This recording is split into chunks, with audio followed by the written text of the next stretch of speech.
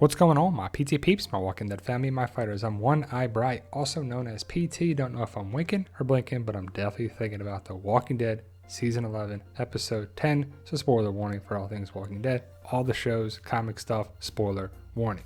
Review, recap, and things we caught. We see an arrow pointing to a red object. That's RJ in his costume.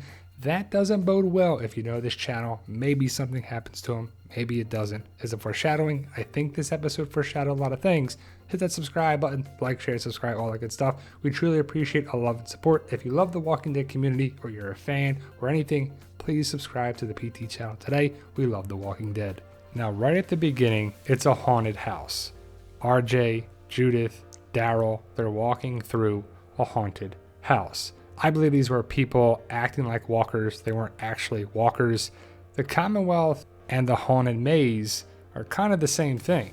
I saw a lot of symbolism in this episode, and the haunted maze definitely shows that. Daryl is looking after RJ and Judith, and it's really nice, and you can see that the guy was just acting, and it's kind of an act. The Commonwealth is an act. The people in power are acting in power. The Commonwealth is going to get overthrown, in my opinion. Or at least a revolution is going to take place, that's for sure. But Halloween is the only holiday we see on The Walking Dead. We see Jerry and his family dressed up as a tiger family, cubs. It's just definitely a callback to Shiva. You see all the different outfits. You see Mercer there dressed up. People love Mercer. And the people just dressed up as different costumes. And it's kind of cool to see little Easter eggs, callbacks, connections to The Walking Dead and previous things in pop culture. And of course, Carol's cookies. Right? Elodie's sweet treats. There's a lot of callbacks and connections that are obvious to us. But day 30 in the Commonwealth, they've been there for 1 month. And I'm guessing, is that a gingerbread person next to Carol? Like, what is that costume that person has next to Carol? Ezekiel has come a long way. He used to run a zoo or was a zookeeper. Now he's running a petting zoo. Carol gives Judith a cookie. They don't have to pay for it. We meet May. She talks about the wasteland and the rotters. They call the walkers rotters. She's a princess. Judith is a witch. Homemade costume. You know, the outfits are definitely different here, like their status. RJ's in red a couple different times here. The lottery is definitely focused on here and mentioned several times. What's up with Rosita, Father Gabriel, and baby Coco? Did they break up? I can't tell, but something's up with them. We see Pamela Milton giving out cotton candy to everyone, all the kids. Pamela Milton is acting like a politician does. Everybody, you need us. Here, look, we give you this. We give you that. You can see someone dressed up as her right there in the middle. You see all the kids are dressed up and everything is great. And I know some people don't like the Commonwealth story, but it's kind of essential for the ending. Mercer is what Celeste is dressed up as. We see Celeste come up on stage and it's a big display showing that everybody loves Mercer, even the little kids. She wins lottery tickets. What is she going to win with the lottery? It's a little kid. Why are kids playing the lottery, right? It's weird. But you see Connie and Kelly are reporters. This is Stephanie, or is it Max? More on her later on, that's for sure. But Connie is taking notes on what's going on here, and Connie and Kelly are going to expose the Commonwealth, I believe, down the road. We find out later on that Connie really exposed Pamela Milton's uncle that was in Congress. Pamela Milton, or the Miltons, are a political powerhouse. Her dad was in the White House. So we get to see that the Miltons are a very powerful political family that was in the limelight and in the news. Daryl definitely has a thing for Connie as he watches her walk away, and it's kind of nice to see that Daryl has a potential love interest, but we'll have to see what happens here. But the fact that Connie and Kelly are basically both reporters for the Commonwealth Tribune sets up things down the road. Carol definitely watches Daryl watching Connie go away. We see the pigs, a nice callback to the prison pigs. There's callbacks all over the place. Jerry and his family are dressed up as tigers. Carol still has love and affection and affinity for Ezekiel. Ezekiel's not doing well, but you see service, adventure, good pay, and great housing for a Commonwealth soldier or trooper. So we get to see being in the military provides you a lot of perks. And this is the interaction that's kind of weird with Rosita, Father Gabriel, and I guess baby Coco. But Rosita hands off baby Coco, and Rosita and Father Gabriel don't kiss goodbye, but we know that Rosita and Daryl are both in basic training for the Commonwealth. You see a nice symbolic thing here, a divide, a void, something between Daryl and Rosita. And you see that they're going to do training to become troopers. As they walk by, you see things are painted over, but equality remains. More on that later. Jerry, Ezekiel, the kids are playing, and Ezekiel's, packing stuff up, but they're playing with Shiva's chain. And we see RJ right here. Is that a devil or a ladybug on his head? Like, what are the eyes? What is it? But either way, it's red. And we see that Ezra, one of Jerry's sons, does not want to give back the chain. He wants to keep it. And it's a nice symbolic thing here that Ezekiel wants to give away his things. He wants to give away Shiva's chain, its definitely collar, because Ezekiel knows he's not doing well. We see all the family is dressed up as tigers and tigresses and cubs, and it's pretty cute. But we see that Ezekiel is giving away stuff because he probably thinks that he's not going to make it. I think he will, but he's not doing well. You see Carol still has love for Ezekiel, and it's Carol being Carol. She sneaks into the medical building, swipes the keys from the janitor. Janitor, man, there's red everywhere. There's red all over the place in this episode.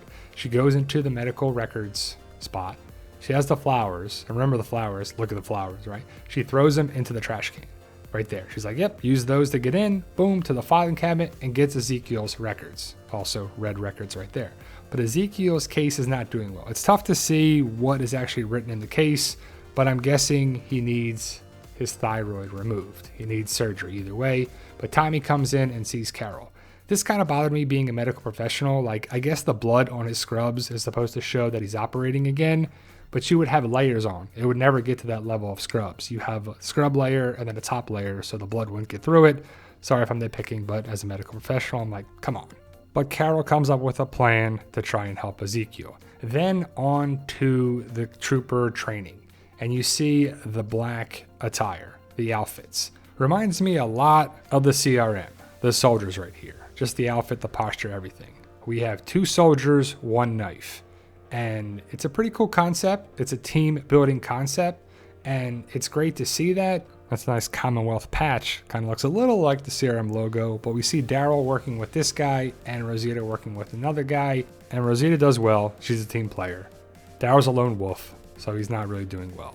They take out the walkers pretty easily, except for Daryl's guy, who struggles a little bit. But it's a team building exercise. X marks the spot on the walker, and it's over. Mercer puts down the walker easily. We haven't seen any A's and B's for a while, but we hope to see them very, very soon. We see Judith and her new friend looking at records where Princess is working. We see the record, that's a Motorhead record. It's kind of a weird pick by her, but I believe a song that's playing in the car with Merle in season 3 is a Motorhead song as well. I could be wrong, but Judith's like, I don't have any money. So the fact that people are getting an allowance, we don't see money exchanged here, but I guess that's what they use. What's the currency? How do they actually pay for it? Because she just signs for it and then they have the record. And it's really cool that Judith gets a record from her friend, because it's just a nice thing that Judith finally has a friend that's someone outside of Alexandria and stuff too. No Gracie. And remember the boys that were picking on Judith? It's nice to see Judith have a friend. That's all I can say. But the fact that she is given the record by her friend, it's cool. It's a nice thing to see where it goes, and hopefully they remain friends. Lance Hornsby is trying really hard to impress Pamela Milton, and it's not working. He throws the wine out. That's Carol's in. Carol ends up going to Vincent's Fine Wines. I'm guessing this is inside the Commonwealth, or it's in another place, but either way, it's in Ohio, 85 Lindor Street, Northwest, Port Springs, Ohio. And we also see the order there. Comes back later on. We'll highlight that later. Carol goes into the winery. She fights some walkers where the walkers like to sneak up on it. The walkers will be making noise, but it's a show nonetheless. Carol is somewhat in danger. She kills 2 walkers with a little knife in her boot. She ends up killing the walkers, and it's a little dangerous situation. There's not many walkers in this episode, but either way, our group takes care of them. We see that Sebastian Milton is getting personalized training from Mercer. Daryl is told by Mercer to go there. Rosita, or Espinoza, volunteers. The weapons in the bag are their weapons.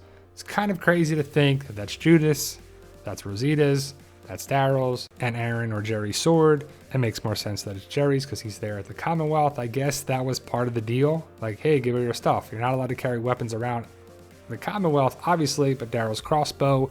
It's kind of like, wow, they just gave up their stuff. Well, I guess their stuff is there at the Commonwealth, and our group will get it back, and we get to see Sebastian using a bunch of their weapons. Now, it's pretty interesting, the weapon choices that he makes. Doesn't want to use the crossbow, doesn't want to use weapon, doesn't want to use the mace, can't handle the different weapons, Rosita's weapon. It's pretty funny, but he picks the Warhammer That's Magnus. He chooses Magnus. He takes the Warhammer and then kills one of the walkers and then drops it, throws it down. Pretty interesting, because I think Magnus is going to have a pretty big impact in the Commonwealth story. Then he uses Daryl's knife, and he can't control it, can't handle it, doesn't know how to handle the knife right, stabs the walker in the neck, and it's like he can't handle things, obviously, but it's funny and interesting that it's Daryl's knife that he can't handle. Daryl takes the crossbow and puts the walker down. Sebastian gets pissed off. Why did you do that? Because you don't know what you're doing, and Daryl saved your butt. Sebastian Milton is pissed. Pamela Milton looks on, and you can see that Sebastian Milton is a disappointment to his mother. That's for sure. But I have to say, like, she looks pretty old to be Sebastian's mother, by the way. But either way, Sebastian Milton is a disappointment, as he should be, as he is. Then he runs to mommy. Yes, Mercer talks some sense into Daryl, but it's interesting that he says, this is like the best I've seen, meaning that he's seen other places. Could he have seen a CRM location or a CR location, the Civic Republic, or some other places connected with it? I hope so. I really am waiting and wanting some major CRM connections, and there's a big one later on in the episode. But Mercer talks some sense into Daryl. Daryl is living with Dog, RJ, and Judith in this small little apartment. They're drawing, they're just being kids, and it's a nice family environment.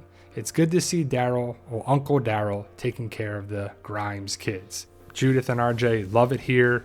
Daryl's going to make it work, and they're blasting music. It's just, to me, a wholesome family dynamic here. Like, Daryl is a struggling person trying to make it. Judith asks about allowance. Daryl's like, well, let me get my job first, and, you know, we'll see what we can do. Dog's chomping on some of the food here, and I just love this part. It's a small little part, but it just shows you that I love these characters, and I think a lot of us do too. Judith, RJ, Daryl, and Dog, it's a family. RJ, and I guess that's maroon, but he's rocking a lot of red. There's a lot of red around the Commonwealth, that's for sure. You know how I feel about that. But Daryl steps up to be a parent. Lance is trying to figure out the wine, and it's interesting to me that wine is a big deal, and I guess alcohol. And it was kind of a big deal in World Beyond with Hope as well. Another connection?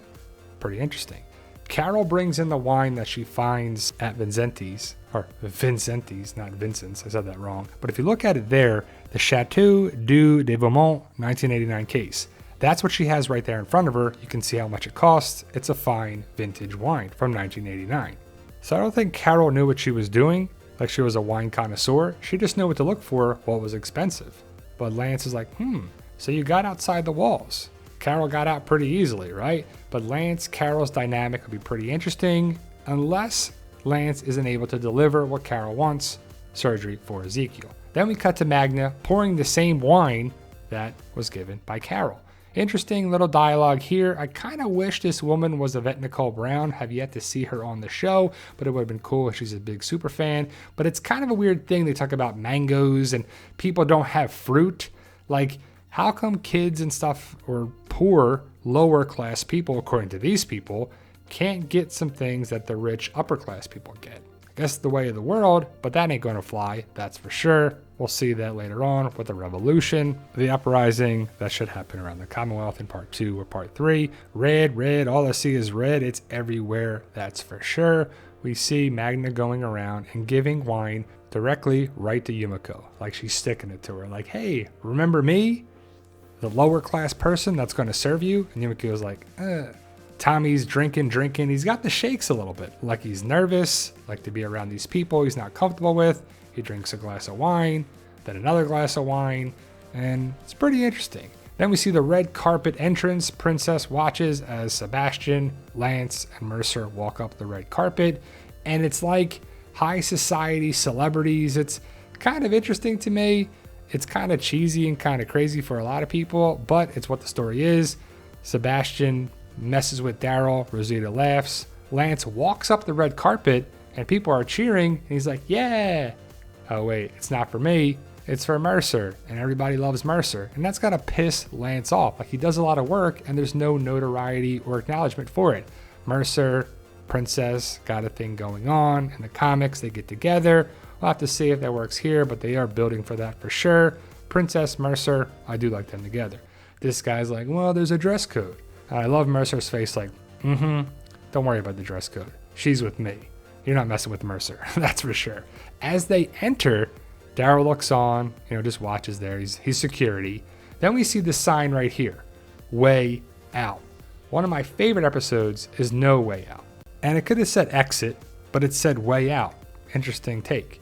You see Yumiko's like, hey guys, over here. So Princess walks over to Yumiko and Mercer goes on security detail. Pamela Milton talking to guests. You see Sebastian talking to a woman or sitting with a woman. I'm guessing that's a different woman that we saw with on his date that didn't work out so well. Pamela Milton is definitely schmoozing with her guests, but Lance comes over and she asks about Alexandria.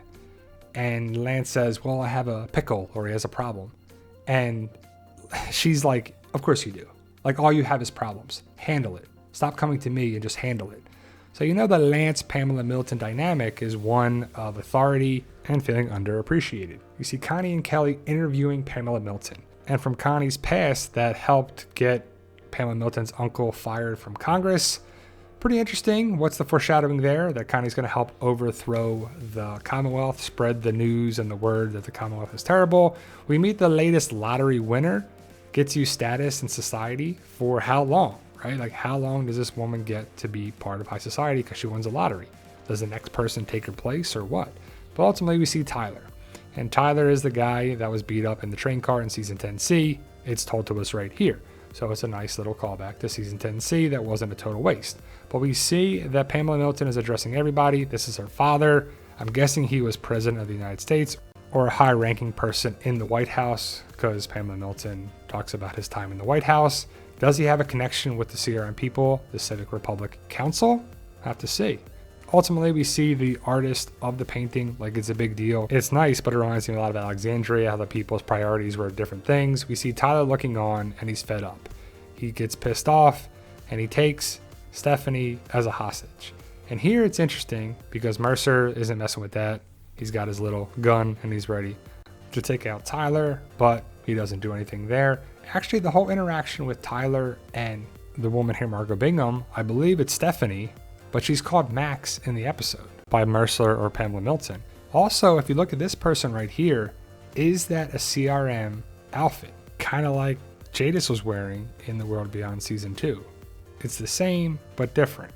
Now, I do not see a CRM 3-ring logo on there, but it definitely could be. See Pamela Milton trying to de-escalate the situation to save her assistant. Then Tyler runs away, and Max or Stephanie or whatever she's called drops to the floor. Mercer or Pamela Milton or somebody clearly calls her Max. And when Tyler has her hostage, I believe she says like, I'm with you or I'm one of you. Because Tyler's talking about the resistance and he's trying to lead a group to go against Pamela Milton and the leaders of the Commonwealth. And I think she is part of that group for sure. Mercer, after getting yelled at by Sebastian, tells his people to go after Tyler. Daryl exits, and he's the one that finds Tyler in the haunted maze. You see Tyler run in there. So ultimately, Tyler spills the beans, talks about him losing his job, and Pamela Milton's terrible, and the Miltons don't take care of their people. Equal rights, equal pay, equality, visibility, workers' comp, just taking care of their people. Like they want to unionize. Power to the people. Well, Daryl apprehends Tyler, and Sebastian Milton's like, you finally did something right. And you just want to punch this guy in the face. But Daryl plays the game he learned from Mercer. He's like, hey, you turn him in. You say you did it. You take the pub. You get all the glory. Daryl's learning to play the game. I love the idea that he fixes his hair. Sebastian's like, oh, I got to put up a struggle. Like, he put up a fight. Oh, let me mess up my hair a little bit. Sebastian looks like the hero. Everybody's clapping their hands. And Pamela Milton gives him a smile, like, oh, you got him? That's my boy. Finally, you did something right. Or she's like, yeah, I don't know about that, but good job anyway. I don't even think she says good job. But either way, Tyler says, you can't stop me. It won't make any difference. There's 1,000 more just like me. This worries Pamela Milton. Like, oh dear. You think there's actually 1,000 more? Tyler's yelling, resist the Commonwealth, resist the Commonwealth. Don't trust them. Then you see Connie, Kelly, and Magna at a table hearing this. Sebastian Milton's worried. Lance is a little worried, but he's like, how can I use this? Or did he spill the beans? Does Lance know about the resistance? We don't know, but it just makes you wonder, does he know what's going on? Pamela Milton tells Lance to check things out and to make sure there's not 1,000 more. They focus on Rosita and Daryl. Again, a clear divide between them, or a space or void between them, very symbolic. And Carol being Carol, she's standing there watching in the shadows. Then we see this, and it's very subtle. Yumiko is involved with paying people right here. The people in the masquerade ball, they sign something on their paper and they're handed envelopes with money in them. It's like $1 bills. You see $1 in the envelope, and the people are handed them. So who are these people? They're clearly people of power in the masquerade ball. And why are they handed money? Isn't money like useless? Connie and Kelly try to see what's going on. The trooper whisks them away and says, get out of here, you gotta get out of here. So what's going on here with the payments? We just don't know yet, as it wasn't explained, but it's the people in the masquerade ball, the elite and powerful, are getting money for some reason. Then Lance comes out, and Carol and Lance have a conversation. Lance and Carol are going to basically use each other to get what they want. Lance can use Carol for some reason, and Carol just wants Ezekiel to have surgery, and we'll have to see when that actually happens. Espinoza, as Mercer calls her, is told to go talk with Magna. She's basically a cop here. Well, how do you know the guy? It's a small crew. You don't know? Magna's like, well, no, I don't know, but I agree with him, which is very telling. So, does Rosita have to learn that the resistance, the people that are going against the Commonwealth, are right? We see number 19 on Carol's door. Is something major going to happen in the 19th episode for Ezekiel and or Carol? I think the numbers on the doors, it could have been any number, but number 19, very interesting. Carol and Ezekiel have the conversation. They still care about each other. They drink wine. Vintage, Carol kept some wine for herself. The Henry box is a nice callback to Henry. And you see that Carol and Ezekiel snuggle up together and probably get together. Day 33 in the Commonwealth. So it's been 3 days after Halloween. So we're into November. We see Daryl looking in the mirror. The armor looks weird on him, I have to say.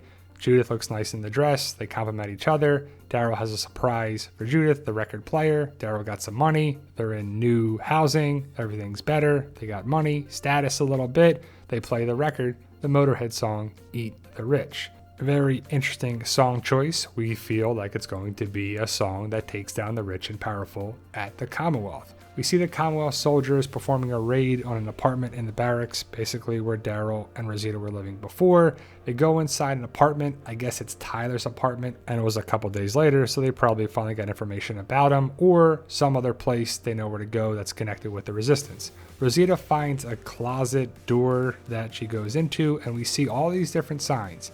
Equality for all, different paintings, different stuff, propaganda posters. And if you look closely at the posters that would be sprayed, you see the Commonwealth helmets, and we see a tank, also a mask of a CRM helicopter pilot. We have a whole separate video where we break that down. We see an arm holding a piston or something. So we see that this is about resistance propaganda posters, visibility, resistance, resist the Commonwealth, for the workers, or for workers, just equality for everybody. Resist the Commonwealth. You see the signs all over the place. Rosita flips through some different, I guess, posters of the Commonwealth, and she sees that this person or the group was making different posters to take down the Commonwealth. And that's how the episode ends. So is it telling and fitting that the Commonwealth is connected with the CRM and vice versa? Remains to be seen, but I think there's small Easter eggs that are highlighting that. I can't wait to find out more. Let me know your thoughts. Post your comments below. Stay safe. And as always, tell them Daryl. Yo, we love